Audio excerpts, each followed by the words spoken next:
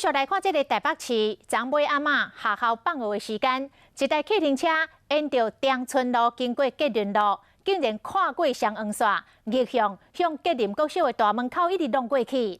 这项代志大条，共连拢14台的机车，佮甲一个游泳的教练人甲重伤，两只脚可能都要锯掉。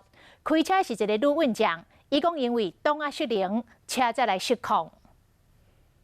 计程车向阳冲过双黄线，向吉林国小门口冲过来，弄到几啊台机车。真侪家长看到这种情形，惊一跳。有没有车主在现场呢？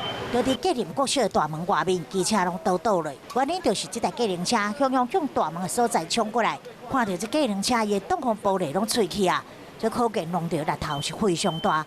另外，若是安全帽啊，机车内面的物件嘛，拉卡贵土卡。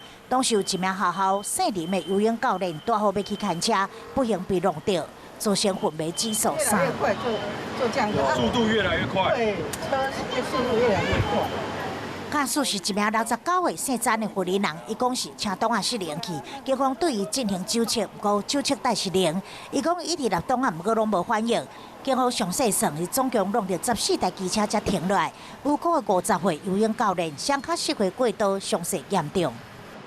是真的是刹车失灵吗？计程车驾驶被带回警局侦讯，造成车祸原因已经咧调查，不过嘛要提醒驾驶，经过学校附近的一定要放慢速度，以免造成意外。